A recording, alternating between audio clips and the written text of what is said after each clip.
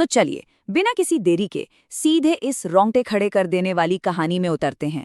जरा एक ऐसे आलीशान जहाज की कल्पना कीजिए जो समंदर के बीचों बीच अचानक एक ऐसे भंवर में फंस जाता है जहां समय और विज्ञान दोनों के ही सारे नियम पूरी तरह से टूट जाते हैं। आज की इस चर्चा में हम MS ओशियानिक ग्लोरी की इस खौफनाक यात्रा को डिकोड करने वाले हैं, जिसे इतिहास में 315 पैराडॉक्स के नाम से जाना जाता है। सच कहूं तो ये सिर्फ एक कहानी नहीं है, बल्कि एक ऐसा गहरा रहस्य है जिसने दशकों से बड़े बड़े शोधकर्ताओं और वैज्ञानिकों के पसीने छुड़ा दिए हैं। ये घटना हमें दिखाती है कि कैसे एक बेहद सुरक्षित और लग्जरी सफर इंसान की समझ से परे किसी डरावने दुस्वप्न में बदल सकता है। अब जरा इस बयान को सुनिए। खुद भगवान भी इस जहाज को नहीं डुबा सकते। कैप्टन आर्थर ब्लैक का ये अहंकार से भरा बयान ही इस पूरी त्रासदी की नींव था। बात साल 1994 की है, जब ये जहाज अपने पहले सफर पर निकलने वाला था।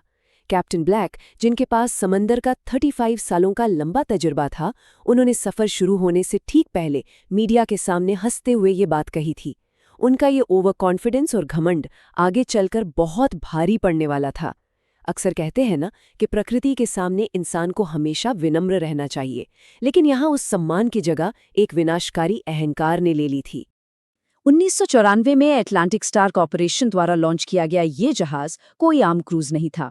ये उस वक्त का एक इंजीनियरिंग का अजूबा था। आकार में इतना विशाल कि देखते ही आंखें फटी रह जाएं। इस पर 400 लोग सवार थे, जिनमें 150 अनुभवी क्रू मेंबर और 250 VIP पैसेंजर शामिल थे। सफर के शुरुआती 3 दिन तो बिल्कुल किसी हसीन सपने जैसे थे। डाइनिंग हॉल में शैंपेन बह रही थी, शानदार पार्टियां चल रही थी और लोग जश्न में डूबे हुए थे। लेकिन ये शानदार शुरुआत सिर्फ एक छलावा थी। ऊपर चल रही इन खुशियों और समंदर की काली गहराइयों में इंतजार कर रहे उस भयानक खौफ के बीच का जो अंतर है ना, वो उस कहानी को और भी ज्यादा डरावना बना देता है। तो अब हम आते हैं उस मोड़ पर जहां से ये हसीन सपना एक भयानक खौफ में बदल गया। चौथे दिन की वो रात जो मिनट दर मिनट किसी खौफनाक मंजर में तब्दील होती चली गई। रात के ठीक 2:15 पर फर्स्ट ऑफिसर डेविड कार्टर की नज़र रडार पर पड़ी और उनके पसीने छूट गए। रडार पर जहाज के ठीक नीचे एक ऐसी आकृति तैर रही थी जो उनके उस विशाल जहाज से भी कई गुना बड़ी थी। इसके बाद तो मानो हालात बेकाबू हो गए। रात 3 बजे सारे नेविगेशन सिस्टम और कंपास की सुइयां पागलों की तरह गोल गोल घूमने लगी। सस्पेंस तब अपने चरम पर पहुंच गया जब 3:15 पर पूरा ब्लैकआउट हो गया। ये कोई आम तकनीकी खराबी नहीं थी, ये कुछ और ही था। चलिए समझते हैं कि ठीक 3:15 पर ऐसा क्या हुआ जिसने जहाज का बाहरी दुनिया से संपर्क पूरी तरह काट दिया। सिस्टम का ये फेलियर बेहद खौफनाक था। सबसे पहले कंपास ने काम करना बंद किया, फिर GPS की स्क्रीन बंद हुई और उस पर अजीब सी लाल कोडिंग में नो सिग्नल चमकने लगा। लेकिन जो पल सबसे भयानक था वो था कैप्टन का SOS ब्रॉडकास्ट करने का आदेश। जब उन्होंने रेडियो ऑन किया तो वहां से किसी कोस्ट गार्ड की आवाज नहीं आई, बल्कि हजारों लोगों के एक साथ रोने और तड़पने की खौफनाक चीखें गूंज उठीं। जहाज अब अपने असली रास्ते से भटककर एक ऐसे अनजान और शापित मैग्नेटिक फील्ड में खिंचा चला जा रहा था जहां से वापसी का कोई रास्ता नहीं था। इसके बाद जो हुआ वो हमारी और आपकी कल्पना की सीमाओं से भी कहीं आगे की बात है। समंदर की सतह से एक बहुत ही घना, अजीब सा, चमकता हुआ हरे रंग का रेडियो एक्टिव कोहरा उठा और उसने पूरे के पूरे जहाज को अपने अंदर निगल लिया। ये कोहरा इतना घना था कि बस कुछ ही दूरी पर खड़ा इंसान भी दिखाई नहीं दे रहा था। इस कोहरे के साथ साथ जहाज पर एक जमा देने वाली, हड्डियों को कंपा देने वाली ठंड छा गई और कॉरिडोर में बिना चेहरे वाले लंबे लंबे काले साए लोगों के साथ चलते हुए दिखाई देने लगे। इस घुटन और रेडियो से आ रही फुसफुसाहट ने लोगों के दिमाग पर ऐसा असर किया कि सिर्फ 3 दिनों के अंदर सैकड़ों यात्री अपना दिमागी संतुलन पूरी तरह खो बैठे। जहाज के अंदर की दुनिया अब पूरी तरह से बदल चुकी थी। घटनाओं का अजीबोगरीब सिलसिला तब शुरू हुआ जब 3rd इंजीनियर मार्कस अचानक गायब हो गया।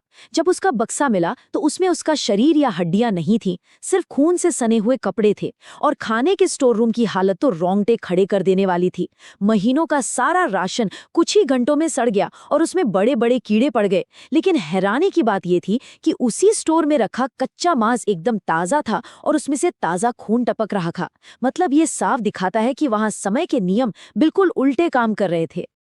अब जहाज की शारीरिक तबाही की तरफ नजर डालते हैं। ये सिर्फ एक दिमागी खौफ नहीं था, जहाज सच में टूट रहा था। समंदर के नीचे से एक जोरदार टक्कर हुई। बिल्कुल ऐसा लगा जैसे किसी विशालकाय पंजे ने जहाज को नीचे से जकड़ लिया हो। पूरा का पूरा जहाज 30 डिग्री तक झुक गया। लोहे की मोटी परत फट गई और बर्फीला पानी कमरों में भरने लगा। चीफ इंजीनियर थॉमस वैन के पानी निकालने के लिए तुरंत इमरजेंसी पंप चालू किए, लेकिन वे सारे पंप एक जोरदार धमाके के साथ फट गए। और जब वे फटे तो उनमें से समंदर के पानी की जगह गाढ़ा खून मिला हुआ बदबूदार पानी फव्वारे की तरह निकलने लगा। बस यही वो पल था जब क्रू की बची खुची हिम्मत भी पूरी तरह से टूट गई। 340 ये कोई मामूली संख्या नहीं है, ये उस बगावत की सबसे बड़ी और दर्दनाक कीमत है।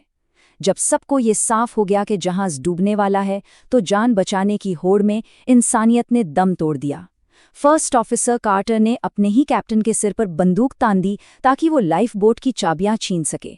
उस अफरा तफरी और मौत के तांडव में किसी तरह सिर्फ 60 लोग 2 लाइफ बोट्स में बैठकर वहां से भागने में सफल रहे। लेकिन पीछे छूट गए ये 340 लोग, जिनमें बेबस औरतें और बच्चे भी शामिल थे। इन्हें उसी डूबते और चीखते हुए शापित जहाज में मौत का इंतजार करने के लिए छोड़ दिया गया। जहाज पर अपनी आखिरी सांसें गिनते हुए कैप्टन ब्लैक का सारा अहंकार चकनाचूर हो चुका था। उनकी लॉगबुक की ये आखिरी पंक्तियां इस बात का गवाह हैं कि उनकी एक गलती ने सबको मौत के मुहाने पर ला खड़ा किया था। उन्होंने लिखा था, ईश्वर हम सभी को माफ करे, यहाँ समय पूरी तरह से रुक गया है, वे हमें लेने आ रहे हैं। उन्होंने ये मान लिया था कि उस कोहरे में समय ठहर चुका है और कोई अनजाने भयानक शक्ति अब उनके पास पहुंच रही है। ये शब्द ही ये समझने के लिए काफ़ी हैं कि उस रात उस जहाज पर इंसान का सामना किसी ऐसी चीज़ से हुआ था जिसे आज के विज्ञान की किसी भी किताब में नहीं समझाया जा सकता। अब आप सोच रहे होंगे कि जो 60 लोग लाइफ बोट में भागे थे उनकी जान बच गई होगी। जी नहीं, उनकी कहानी तो और भी ज्यादा खौफनाक है। ये 60 लोग एक ऐसे अनंत लूप में फंस गए थे जिसकी कल्पना भी डरा देती है। उन्होंने पूरी रात समंदर की खौफनाक लहरों के बीच नाव चलाई, लेकिन अगली सुबह जब कोहरा छटा तो उन्होंने पाया कि वो कहीं आगे नहीं गए थे। वो रात भर उसी हरे कोहरे और अपने ही डूबते हुए जहाज के गोल गोल चक्कर लगा रहे थे। और इसके तुरंत बाद वो पूरा का पूरा जहाज समंदर की सतह से ऐसे गायब हो गया जैसे वो कभी वहां था ही नहीं। बाद में अमेरिकी नौसेना को खोजने पर समंदर में सिर्फ एक आधी जली हुई लाइफ जैकेट मिली। अब हम सीधे 9 महीने आगे चलते हैं। पूरी दुनिया मान चुकी थी कि जहाज हमेशा के लिए दफन हो चुका है, लेकिन फिर आता है 10 अगस्त 1995 का दिन। मियामी तट के कोस्ट गार्ड रडार पर अचानक एक भारी सिग्नल मिला। ये MS ओशियानिक ग्लोरी ही था। रेस्क्यू टीम ने वहां जो देखा उसने सबके होश उड़ा दिए। बाहर से जहाज ऐसा लग रहा था जैसे वो 9 महीने नहीं बल्कि 100 सालों से समंदर के खारे पानी में पड़ा जंग खा रहा हो। लेकिन जब वो अंदर गए तो डाइनिंग टेबल पर रखा खाना बिल्कुल ताज़ा था और सूप से भाप निकल रही थी। और ऊपरी डेक पूरी तरह खाली था, जैसे सारे इंसान अचानक हवा में गायब हो गए हों। इस डरावने सन्नाटे के बीच रेस्क्यू टीम को अचानक जहाज के सबसे निचले हिस्से यानी कोल्ड स्टोरेज से लोहे को पीटने की आवाज़ें आईं। और जब उन्होंने बर्फ से जमे उस भारी दरवाजे को तोड़ा तो अंदर उन्हें ये 150 लोग मिले। ये वो सर्वाइवर्स थे जो जिंदा तो थे, लेकिन उनकी हालत इंसानों जैसी बिल्कुल नहीं बची थी। वे सूख कर हड्डियों का ढांचा बन चुके थे, पूरी तरह से अपना मानसिक संतुलन खो चुके थे और अंधेरे में बुरी तरह कांप रहे थे। और हैरानी की बात यह है कि इन्हीं में फर्स्ट ऑफिसर डेविड कार्टर भी शामिल था, जो आगे चलकर इस पूरे रहस्य की सबसे बड़ी गुत्थी दुनिया के सामने रखने वाला था। और दोस्तों, यहीं से जन्म होता है मुख्य 315 पैराडॉक्स का। जब कार्टर को बताया गया कि वे 9 महीने बाद मिले हैं तो वो पागलों की तरह चीखने लगा कि वे तो सिर्फ 3 हफ्ते पहले ही निकले थे। चौंकाने वाली बात ये थी कि जब इन 150 लोगों का मेडिकल चेकअप हुआ तो मेडिकल साइंस भी पूरी तरह से चकरा गई। डॉक्टरों ने ये पुष्टि की कि इन लोगों की जैविक घड़ी यानी बायोलॉजिकल क्लॉक के हिसाब से सच में उनके शरीर के लिए सिर्फ 21 दिन या 3 हफ्ते का ही समय बीता था। जरा सोचिए, दुनिया के लिए जो 9 महीने थे वो उस जहाज के अंदर फंसे लोगों के लिए सिर्फ 21 दिन थे। इस घटना के बाद के परिणाम और भी ज्यादा खौफनाक है।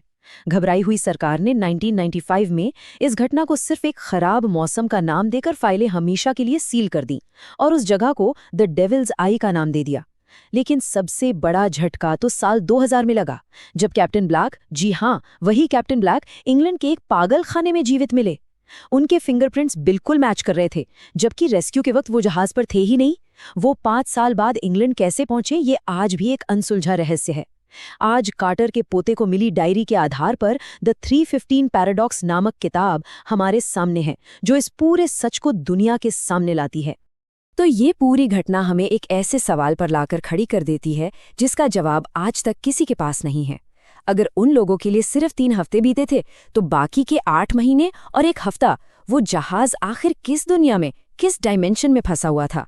क्या हमारे समंदर के नीचे वाकई कोई और दुनिया है, कोई ऐसा पोर्टल है जो इंसानों के समय के साथ खेल रहा है?